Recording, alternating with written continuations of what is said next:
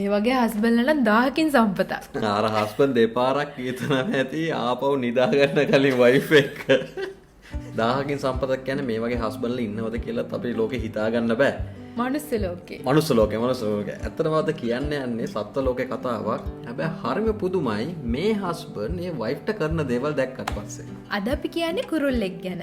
මේ කුරුල්ලෝ ඒ කියන්නේ ඒගොල්ලෝ පැටව හදන්න තීරණය කළාට පස්සේ මාර අමුතු කමිට්මන්ට්ස් ටිකක් කරන හිතා ගන්නවත් බෑ. කොහොම හරි දැන් මේ කිරිල්ල ඒ කියන්නේ ගෑනු සතා පැටව හොම්බෙන්න ඉන්නකොට යාට තියෙන පළවෙනි රාජකාරිය තමයි ආරක්ෂිත තැනක් හොයාගන්න එක. දැන් මේ ටික සාමාන්‍යයෙන් හැමෝම කරනවනේ මේකේ ඇති විශේෂත්වයක් නෑ ඇත්තටම. මෙයා කොහොම හරි පැටවු ටික දාන්න තැනක් හොයාගන්නේ ගහක බෙනයක් වගේ එකක් තමයි හොයාගන්නේ. ඒකත් ඉතින් හුඟක් හොයලා ආරක්ෂිතම තැනක් හොයාගන්නවා.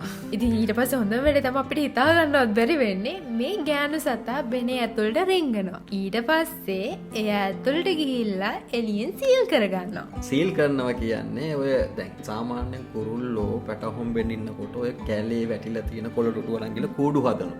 දැන් මෙයාට කූඩුවක් අමුතුවෙන් හදන්න ඕනේ නෑ. ඒ උනාට මෙයාට හම්බෙන්න ඕනේ බෙනයක්. හැබැයි බෙනේ තියෙන ලොකු කවුලුවක් වගේ එකක්. ඉතින් මෙයා ඒ සිද්දුරෙන් ඇතුළට ගිහිල්ලා එයාව ඇතුළේ දාලා එයා වහගන්නවා. වහගන්නේ කොහොමද කියලා දන්නවද? එයාගේ හස්බන්ඩ් ඒ කියන්නේ මේ කුරුල්ලා. හරිද? කුරුල්ලා ගේනවා මැටි. ඒ කියන්නේ මැටි කියන්නේ දියාරු වගේ මෙයාට ගේන්න පුළුවන් විදියට හොටේ මැටි ගේනවා. කිරි මැටිද නැත්නම් සුදු පාටද? සුදු පාට නෙමෙයි සාමාන්‍යයෙන් දුඹුරු පාට මැට්ට. පස් වෙන්නේ තියෙන. ඔව් පස් වෙන්නේ ඒගොල්ලෝ කියන්නේ මැටි ගතිය එනවා කියලා මේගොල්ලෝ කෙලත් එක්ක මික්ස් වෙලා. කෙලත් එක්ක මික්ස් වෙලා අර දියාරු දියට පස් ටික ගේනවා. ඊට පස්සේ ගෙනාවට පස්සේ අපි අර තාප්ප මේ මැටින් හදනවා වගේ මේගොල්ලෝ තිය ලස්සනට බෙනේ වහනවා. දැන් මම මේ කල්පනා මැටි ගේන්න තන ටික හොටේ එහෙම ලොකු වෙන්න ඕනේ නේද ඒක? ලොකු එකක්. ලොකු එකක්.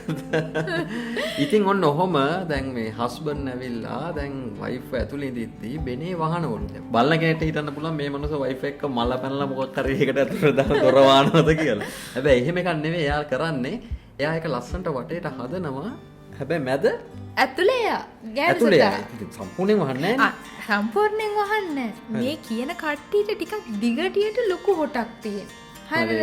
එතකොට ඒගොල්ලන්ගේ හොට විතරක් දාන්න පුළුවන් විදිහට චූටි දිගටි තීරුවක් හිටින විදිහට සිදුරක් තියෙන්න ඉතුරු වෙන්න ඉතුරු ඔක්කොම මැට්ටේ වහන. එතකොට ගෑනු සතා තනිකරම එළියට එන්න බෑ. අනේ නැහැ එන්නේ. එයා වීක්ස් ගානකට සති ගානකට එයා එළියට එන්නේ නැහැ. ඒක ලේසි නෑ. කොහොම හරි පැටව හම්බ වෙනකම්ම පැටව හම්බුනාට පස්සෙත් මෙයා ඇතුළෙම තමයි ඉන්නේ. ඉතින් ඔයා දන්නද හොඳ වැඩේ? දැන් මෙයා ඇතුළේ ගිහිල්ලා සීල්ලලා නිකන් ඉන්න. ඇතුළේ ගිහිල්ලා දැන් එයා සති ගානකට එළියට එන්නේ නැහැ කියලා එයා දන්නවා. එතකොට එයා ගැංගේ තියෙන පිහාටු ගලව ඒගොල්ලන්ගේ නර්සරි එක ලස්සනට හදනවා. මේ කුරුල්ලගේ නම හෝන්බිල්. මේක හරි ප්‍රසිද්ධයි. මේගොල්ලන් දැකලා ඇති හරි අලංකාර කුරුල්ල జాතියක් මේගොල්ලෝ. කලර්ස් ගොඩක් තියෙනවා. ගොඩක් ට්‍රොපිකල් කන්ට්‍රීස්. ඒ කියන්නේ නිවර්තන කලාපවල තමයි ඉන්නේ. ආසියාවේ සහ අප්‍රිකාවේ. දැන් මට මේක දැක්ක ගමන් ඇත්තටම අර මනුස්සය ගැන පොඩි දුකකුත් හිතුනේද ඌ කෑම අදින වැදිලා කායි නන්නතර වෙන්නේ. අන්න ඒක තමයි හොඳ වැඩේ. ඒ කොච්චර කාලයක් අදිනවද ඔකේ? ඒගොල්ලන් දැන් මේ සීල් වෙලා මේ ගෑනු සතා ඇතුලේ ඉන්නවා කියනවා සති 6ක් යනකම්. ඉතින් මේ සති 6ටම හරිද ළමයි ඉපදුනාට පස්සේ කෑම අදින පිරිමි සතා. ඒක බැලුවල්මට සාමාන්‍යයෙන් පිරිමි කෙනාගේ කමිට්මන්ට් එක වැඩි කියලා ඒගොල්ලෝ හිතන්න පුළුවන්. ඒත් ඉතින් එයා ගෑනු කෙනාව ඇතුලේ තියලා තියෙන්නේ බබ්බාලා ටික පරිස්සමෙන් බලන් ඔයා පරිස්සමෙන් ඉන්න මම ඊටු ටික බර වැඩ ටික මේ වෙලාවේ කරලා දෙන්නම් කියලා. හැබැයි ඉතින් කන්න බොන්න ළඟට ගෙනත් දෙනවා නම් ඉතින් මොන ගෑනිද කැමති නැත්තේ. ඔව් අනේ මට දුක්ඛයි වුණාට අර නිකන් සතිය 6ක් තිස්සේ යා තනියම සිදුරක් ඇතුලේ ඉනවා කියන්නේ අපිටවත් ඉන්න පුළුවන් ද දෙයනේ ඉර එලියක්වත් නැතුව එහෙම සිදුරක් ඇතුලේ. ඒ කියන්නේ මාර කමිට්මන්ට් එකක්. මෙයාලගේ මම ෆොටෝ එකක් දැක්ක විදිහට මෙයාලා සාමාන්‍යයෙන් අර පොඩි කුරුළු జాතියක් නෙවෙයි සාමාන්‍යයෙන් ටිකක් පොඩ්ඩක් හැඩි දැඩි එකක් තියෙනවා. අනිත් එක හොටේම හරිම ලොකුයි. ඒක හින්ද වෙන්නේ ඇති අර මැටි ගේන්න වැඩේට එහාට ලේසි වෙන්නේ. දැන් පිරිමි සතාගේ වැඩේ ගිහිල්ලා හොඳ කැලරීස් එහෙම තියෙන ෆෘට්ස් එහෙම පළතුරු ගෙනත් මේ ගෑනු කෙනාට මෙයාගේ ගැමිණි අවතිය ගෙනත්. ආයි ඉතින් ගෑනු කියන්නේ යුනිවර්සල් තින් එකක්. ඒක ඇතුලේ ගිහිල්ලා අර කියන්නේ හැමදාම එකම ගේන්නත් බෑ අර මිනිස්සෙට. එකම ඒක බොරු හරිද? එකම පළතුර ගෙනත් දුන්නොත් එහෙම එයා දැන් හොටෙන් දෙනවනේ. ඔයාලට වීඩියෝ එකේ පේනවා. ඒ කියන්නේ ආයෙ රිජෙක්ට් කරන යට යම් බෝරින් නම් කාලේ පාවෙලා නා රිජෙක්ට් කරන. ඉතින් අර කොල්ලා අතර වටේ ගිහලා මොන හරි වෙන කෑමක් ගෙනත් දෙන්න ඕනේ මෙයාට. හොඳ වෙලාවට ඒ හාදයක් කැලේක හිටියේ. දැන් මේ ටවුන් එකක වගේ හිටියන ඌට කඩ හොයන්න වෙනවා. තෝස කඩ හොයන්න වෙනවා. හැමදාම රයිස් කාලේ පාවෙලා ඊට කොත්තු ඉල්ලනවා වගේ දෙයක්. මොන වුණත් මේ හෝන් බිල් ඇවිල්ලා ගෑනු සතා අමුතු රික්වෙස්ට් තියෙන කෙනෙක්. දැන් අර මනුස්සයට කිව්වට කෙරි ගේන්න කියලා අරක අරන් එන්න ඕනේ. නැතු ඉතින් ආයෙ එන්න බෑ. ඉතින් අර හස්බන්ඩ් කරන්නේ උදේම යනවා වැඩට යනවා වගේ. මිනිහා කනවා බොනවද කියලා. එයා සාමාන්‍යයෙන් දැන් මෙයා චෙරිස් ගෙනල්ලා අයියා රිජෙක්ට් කළොත් එහෙම මෙයා කොහොම හරි හොයන් එනවා කියන ක්‍රොමීන්. පොඩි ක්‍රොමීන් එහෙම ඒගොල්ලන් පෝෂණ ගුණේ වැඩි, ඒගොල්ලන් ප්‍රෝටීන් එහෙම වැඩි. ඒගොල්ලන් කොහොම හරි ගෙනත් දෙනවා. ලේසිත් නෑලු ඉතින් කුරුල්ලෙට ක්‍රොමීන් අල්ලන එක ලේසිත් නැතුව ඉතින් අර ඒගේ ලොකු හොටෙන් එහෙම කොහොමද පොඩි අය හල්ලන්නේ. ඉතින් ඒ ටික ගෙනත් දෙනවා. මම කියන්නේ ගිය අර ඉන්සෙක්ට්ස් වල ගෙනාවා මෙහෙම. දැන් පිරිමි සතා කන්න ආස ඇති, ඒගොල්ලොන් ආස ඇතිනේ. ඒ වුණාට එයා වග බලා ගන්නවලු. එයා එක කෘමියෙක්වත් ආහාරයට ගන්න නෑලු ඒ කාලේ ඇතුළත. ඒ හැම දෙයක්ම රස, ගුණ හැම දෙයක්ම ගෙනත් දෙන්නේ වයිෆ්ට.